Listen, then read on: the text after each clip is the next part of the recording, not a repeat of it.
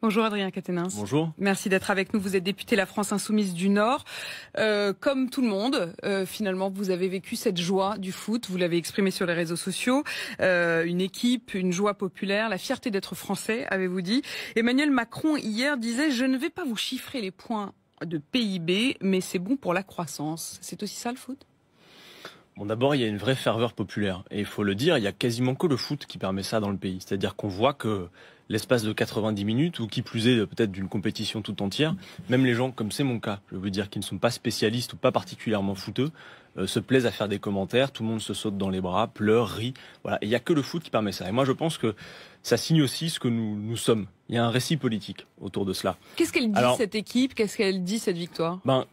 Clairement, il y a, même si, et on l'a fait hier à l'Assemblée nationale, il y a quand même toujours l'idée de dénoncer le sport de l'argent et le fait que, par exemple, le sport amateur n'en bénéficie pas suffisamment. Il y a quand même 2 clubs par jour de sport amateur qui ferment. Donc ces déviances-là, elles sont toujours présentes et nous devons les dénoncer. Mais avant tout, il faut d'abord saluer cette victoire et dire que, notamment le sélectionneur Didier Deschamps a su y mettre du sens.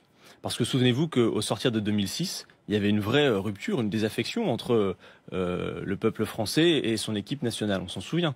Là, il a eu cette capacité, à toutes les étapes de la compétition, à faire, même dans les choix individuels, des sacrifices au service du collectif. Et je pense qu'il y a une signification profonde à ça. C'est ce qu'incarne cette équipe. Vous voyez, quand vous avez des Mbappé ou des Griezmann qui passent du temps à dire vive la République, vive la France et qui mettent du sens, vous savez que la République n'est pas un régime neutre, ça signe quelque chose. Et je trouve d'ailleurs que ça, de ça ce vous point de vue, clairement, sans arrière-pensée. Mais bien évidemment, parce que ça montre bien ce que nous sommes. Et la République, comme elle n'est pas un régime neutre, c'est aussi effectivement du coup tous ces services publics, ce sport amateur qui permet de faire émerger ces talents. Et voyez-vous, je dois vous dire que... Mais vous savez bien, si je vous pose cette question, Adrien Quatennens, c'est aussi parce qu'un certain nombre, notamment de vos militants sur les réseaux sociaux, ou même de proches de vos idées de la France Insoumise, comme par exemple Aude Lancelin, qui est la directrice de la rédaction du média la web télé, qui, face à la photo d'Emmanuel Macron, par exemple, pendant le match, a décrit cela en disant cette façon extraordinairement vulgaire de prendre le peuple pour une dupe. Non, mais il y a 2 choses. D'abord, il y a la réussite de l'équipe. Je l'ai salué, je vous l'ai dit, et ça a pour moi une signification politique. Ensuite, il y a ce qui se passe, notamment vis-à-vis des acteurs politiques et de ce qu'a fait notamment Emmanuel Macron. Emmanuel Macron, dans la manière dont il a célébré cette victoire, c'est quoi, c'est de la récup ? Mais c'est son rôle de président de la République aussi que de participer à cette victoire. Donc ce serait un peu facile de dire que c'est de la récupération. En tout cas, il essaye, je pense, d'y donner un récit qui ne colle pas à ce que représente cette équipe.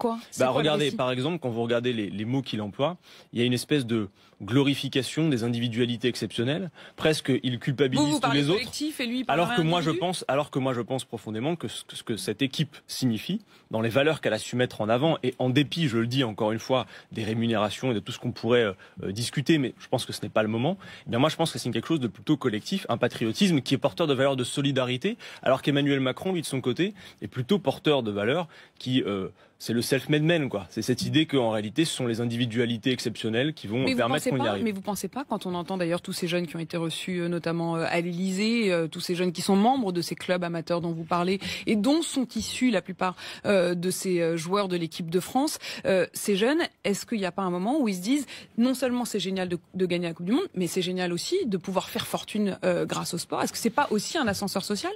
Je suis pas sûr, en tout cas, que la cupidité soit le moteur de... Mais est-ce que c'est forcément de la cupidité de simplement se dire qu'on a envie de gagner sa vie? Quand on est à ces niveaux... Non, mais là, on ne parle pas de gagner sa vie. C'est-à-dire que gagner sa vie avec le sport, c'est possible. Mais là, on parle de rémunération. Voilà, c'est des dizaines de millions d'euros.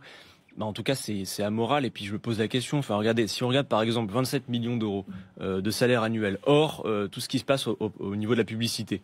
Bon, ça fait à peu près 2 millions par mois. Qu'est-ce qu'on peut faire avec 2 millions d'euros par mois, Apolline de Malherbe? Est-ce que vous sauriez quoi faire avec 2 millions d'euros? Puis après, moi, j'interroge aussi un modèle. Quand on a... vraiment posé la question, justement, parce que ce sont des sommes qui sont complètement déconnectées de toute réalité matérielle. On le voit bien. Regardez, par exemple, la valeur des joueurs en fonction d'un événement à l'instant T. C'est de la marchandise. Donc, moi, je ne pense pas que ce soit ça qui donne envie. Par contre, la capacité à se réaliser, les valeurs portées de solidarité... Il faut des modèles.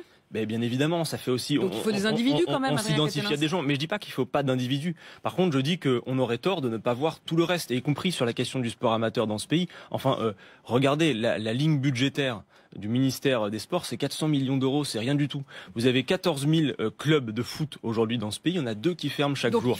Donc à la question des moyens, cette occasion pour essayer non seulement de montrer que ce qui fait ses talents, c'est aussi ces petits clubs de sport amateur et le sport amateur au global auquel il faut rendre hommage et à qui il faut donner des moyens. Après, moi je le dis sur la question de la récupération. Moi je pense qu'aujourd'hui on en est à un stade, et je le vois parce que vous voyez, j'étais à Lille, moi, en train de regarder le match, et on m'a signifié que ça s'est passé dans plein de villes, ce qui montre qu'il y a quand même une vigilance du peuple français, même dans un moment d'exaltation comme celui-là. Quand Emmanuel Macron apparaît à l'écran, il y a des gens qui s'arrêtent d'applaudir et qui le huent. Donc pour moi, ça a une signification politique. Ça veut dire que contrairement à ce qu'on raconte sur l'opium du peuple, le fait que les gens ne sont plus vigilants, moi j'ai été témoin de cette scène qui m'a même surpris, de voir des gens qui, au moment où il y a un but qui est marqué, applaudissent à tout rompre, et quand Emmanuel Macron apparaît à l'image, qui cessent d'applaudir, qui le huent et qui reviennent à leurs applaudissements. Ils ont raison de le huer. Mais je pense qu'Emmanuel Macron a beau jouer tous les numéros de claquettes qu'il veut, il est en train de se couper durablement de la grande masse du peuple français. Je pense qu'il atteint un point de non-retour. Mais est-ce qu'il faut huer? Est-ce qu'il faut siffler le président? Mais la question n'est pas de savoir, Madame de Malherbe. Vous avez l'air de trouver que c'est plutôt positif. Non, mais voyez, c'est dans l'histoire, on analyse ça, c'est-à-dire en gros comment le peuple réagit. Est-ce que c'est bien, est-ce que c'est mal? Moi, je ne vous dis pas. Je voudrais juste savoir. Bien sûr, moi je vous dis pas que c'est bien ou c'est mal. Vous avez hué, moi, en tant que responsable, non, moi je n'ai pas hué, mais en tant que responsable politique, je regarde ce qui se passe. Et pour moi, ça signe une tendance. Vous savez, quand on parle de dégagisme en politique, comme ça a été fait, c'est pas nous qui mettons le dégagisme sur la scène politique, Apolline de Malherbe. C'est pas nous qui disons il faut être dégagiste. Nous observons que c'est une tendance profonde dans la société parce que cette colère est intacte. Et donc la question, c'est de savoir, puisqu'il y a cette tendance dans la population, est-ce que nous l'épousons et nous essayons de lui donner une sortie positive, ou est-ce que nous disons ah c'est mal, c'est sale, c'est le peuple donc on ne regarde pas? Or moi j'ai vu cette scène et figurez-vous qu'on m'a témoigné qu'elle a eu lieu dans beaucoup d'endroits dans le pays. Comment il devrait y réagir d'après vous? Vous dites justement il faudrait en tenir compte de ce sentiment qu'il a, d'après vous, suscité chez un certain nombre de personnes dans votre entourage, ou beaucoup plus largement, dites-vous, quand il le voit. Parce que ce qui se passe n'est pas propre à ce qui vient de se passer avec le foot, hein. C'est le fruit de sa politique. Voilà. Quand il apparaît, vous savez, il est hué. Ça veut dire Emmanuel Macron, je pense qu'il est dans un aveuglement idéologique total, c'est-à-dire qu'il pense qu'il manque un roi à la France, et donc il est même passé du statut de président des riches à roi des riches, et je pense qu'il se coupe durablement du peuple français. Il est persuadé que sa feuille de route, sa ligne idéologique va relancer l'activité, permettre qu'on réussisse. Aujourd'hui, ce qu'on voit surtout, c'est qu'il permet par sa politique de relancer l'accumulation et la cupidité, là où il faudrait relancer l'activité de ce pays. Finalement, quand vous regardez ce qui a été fait sur un an, il n'y a pas d'horizon propulsif. Les gens ne savent pas vraiment vers quoi on va vers plus de libéralisme, on dérégule tout. C'est de plus en plus, y compris dans l'entreprise, la loi de la jungle. Et en réalité, on n'a pas d'horizon porteur, il n'y a pas de réel projet. Moi, en tant qu'élu, je le vois. Je traverse le pays, on me fait voir des choses absolument incroyables. Il y a des cimetières industriels où finalement on voit bien que cette logique de la Startup Nation ne pense pas un projet industriel pour le pays, ne pense pas la question de l'emploi en termes de pérennité. On est sur une précarisation généralisée. Voyez-vous, je prendrai juste cet exemple sur lequel j'ai travaillé par exemple encore hier.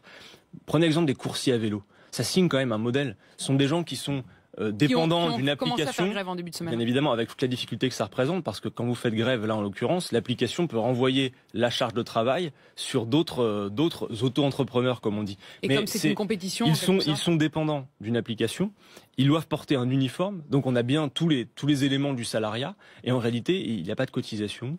Si demain il y a un accident de travail, c'est pas indemnisé, c'est-à-dire qu'on en revient à un système du 19e siècle avant la création du droit du travail. Est-ce ça la société que nous voulons?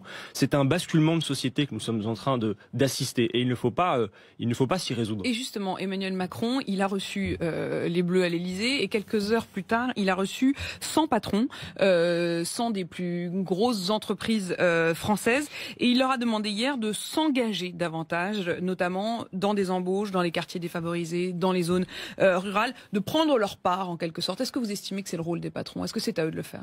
De prendre leur part? Ben évidemment, c'est très clair. Sauf que le rôle d'Emmanuel Macron comme président de la République, c'est pas de les accueillir à l'Élysée pour leur dire allez les amis, prenez votre part. C'est y compris par la loi de faire en sorte qu'il puisse y avoir, je sais pas moi par exemple, un fléchage par la loi et par la contrainte, des redistributions de capital auxquelles il a procédé. C'est-à-dire que là aujourd'hui, en gros ce qu'il a fait, c'est qu'il a dit je vais libérer les énergies, je vais libérer le capital. Maintenant que vous en avez beaucoup, allez les amis, faites en sorte que ça soit vertueux pour toute l'économie. Mais il n'y a pas de contrainte en l'occurrence, il n'y a pas par la loi de fléchage vers l'économie réelle. Julien de Normandie que je recevais hier sur RMC disait il y aura notamment sur cette question de l'embauche dans les territoires, c'est-à-dire s'assurer que les entreprises prennent leur part là-dessus, il y aura un testing un peu comme dans l'entrée des boîtes de nuit, c'est-à-dire aller vérifier que les entreprises embauchent des gens quelles que soient leurs origines et quel que soit leur milieu. Est-ce que ça, c'est pas une forme de fléchage? Non, je pense que l'urgence est telle qu'on ne peut pas attendre de faire ce genre de vérification. Voyez-vous, on fait quoi alors? Aujourd'hui, il faut d'abord partir de ce diagnostic et en être d'accord. Il y a une situation dans le pays qui est une situation de pénurie d'emploi, il faut le dire. C'est-à-dire que quand vous regardez les chiffres de Pôle emploi, vous avez en fin de course un emploi non pourvu pour 44 chômeurs. Ça veut dire que même si vous mettez tout le monde dans une case vide, il vous reste une masse considérable de chômage. Donc on a un vrai problème de relance de l'activité.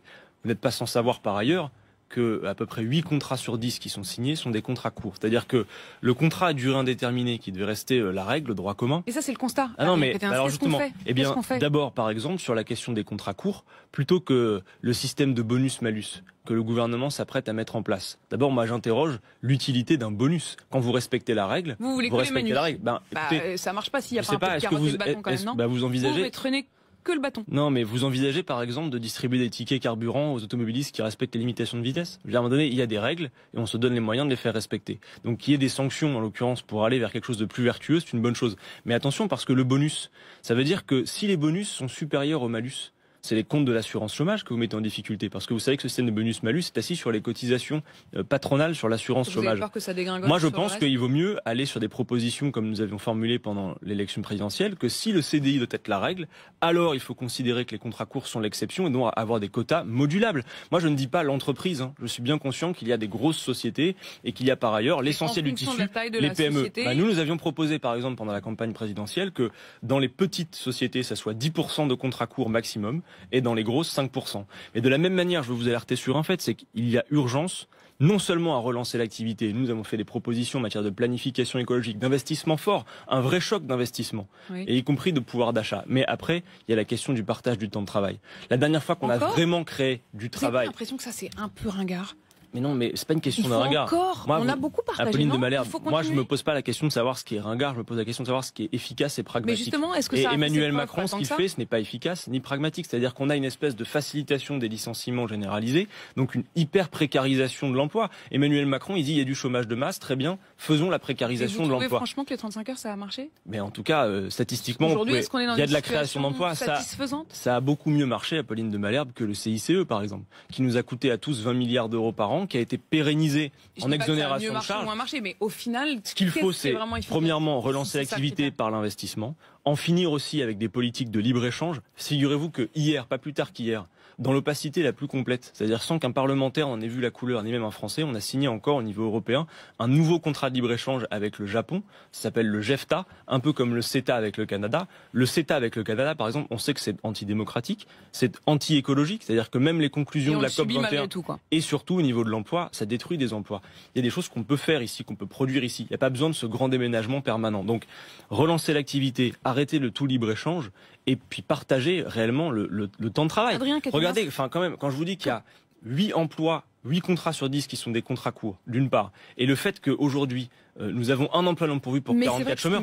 Quand on dit on va contrôler les chômeurs, il y a quelque chose de... C'est une frénésie. Dans votre façon d'expliquer, c'est qu'il y a beaucoup de constats, et c'est important, bien sûr. Il y a plein de solutions. Mais la difficulté aussi pour vous, c'est justement, vous avez des solutions, mais comment les mettre en œuvre? Quand on est dans l'opposition, c'est difficile. Il y a une des choses que vous avez beaucoup testé quand même ces derniers mois, c'est la manifestation. Vous avez beaucoup appelé aussi à descendre dans la rue, à manifester. Ça s'est un peu essoufflé. Qu'est-ce que vous prévoyez dans les mois qui viennent? Est-ce qu'il y a d'autres moyens d'action ou pour se faire entendre que vous allez mettre en œuvre? Écoutez, d'abord, moi je tire un bilan de cette première année à l'Assemblée nationale. C'est clair que dans le cadre qu'on a d'une assemblée avec un groupe majoritaire extrêmement nombreux, avec une espèce de thrombose législative qui fait que, honnêtement, par exemple, aujourd'hui, je dois être à 4 endroits au même moment dans l'Assemblée nationale. Donc c'est clair que la capacité pour nous à peser sur ce qui sort dans la loi aujourd'hui est assez limitée, je vous l'accorde. Pour autant, il y a une chose qui est très forte et que moi je vois, c'est que notre exercice, mais justement, c'est efficace sur un autre point, c'est qu'en fait, quand on parle à l'Assemblée, quand on fait ce que nous faisons, le travail de parlementaire, ça continue dans le pays à infuser dans l'opinion. C'est-à-dire qu'il y a une espèce de campagne permanente. Moi, quand je parle à l'Assemblée, je sais que je ne parle pas que pour mes collègues de l'hémicycle. C'est une tribune. Ça permet de montrer qu'est-ce que nous ferions à la place d'Emmanuel Macron. C'est pas de l'opposition de principe. Et ensuite, il y a tout ce qui se passe à l'extérieur de l'Assemblée. De ce point de vue, il y a eu quand même des avancées cette année, même si je vous l'accorde, c'est difficile. Mais quand on voit par exemple ce qui s'est passé passé le 26 mai, où on assiste à un vrai décloisonnement entre les syndicats, le politique, l'associatif, et dans un moment où on le voit, il y a des syndicats qui reprennent le dialogue. Vous voyez par exemple ce qui se passe. Moi, je regarde avec intérêt la CGT et Force ouvrière qui renouent le dialogue et qui de toute façon face à une offensive globale, bien évidemment. Et Adrien Quatennens, un autre moyen, ça peut être aussi le retour devant les urnes. Vous serez candidat à la mairie de Lille. On sent que c'est quelque chose que vous préparez. C'est un moyen aussi d'agir localement. C'est drôle comme la question de la candidature est la seule qui intéresse. Moi, ce que je veux vous dire très simplement, c'est que... parce que c'est la question aussi des moyens d'action, Adrien Quatennens. Mais les moyens d'action, la France insoumise, notamment partout dans le pays, mais notamment dans la métropole lilloise, a maintenant certaines positions. Il y a des gens qui ont compris que voter pour la France insoumise, c'est pas faire le choix de gens excessifs et pas sérieux. Ils le voient. On a des gens crédibles, sérieux. Moi, ce que je veux, c'est incarner quelque chose qui permette de dire, si on nous confie demain les clés du camion, on n'envoie pas les gens dans le mur. Et si on est d'accord avec le diagnostic, force est de constater que les raisonnables, les gens qui voulons remettre de l'ordre, c'est nous. Alors après, la question des candidatures à cette heure, elle est secondaire. Moi, mon avis, c'est que il y a plein de talents possibles. Je me la pose, mais pour tout vous dire, c'est pas ma priorité. C'est-à-dire qu'en réalité, pour l'instant, je suis député, je suis parlementaire. Chaque étape a son moment. Et puis, pour tout vous dire, bien évidemment qu'on fera un choix gagnant, mais si ça peut être quelqu'un d'autre, c'est très bien aussi, parce qu'il faut aussi qu'on puisse faire monter d'autres personnes. Vous voyez, sinon on revient à ce que vous disiez au début, le collectif plutôt que l'individuel. Et un renouvellement des pratiques, c'est nécessaire. En tout cas, il faut montrer le moment venu, nous pourrons gouverner et que nous sommes prêts à cela. Nous ne faisons tout ce que nous faisons que pour ça. C'est la démonstration qu'on fait. Merci Adrien Quatennens d'avoir été notre invité ce matin. RMC BFM TV 8h56.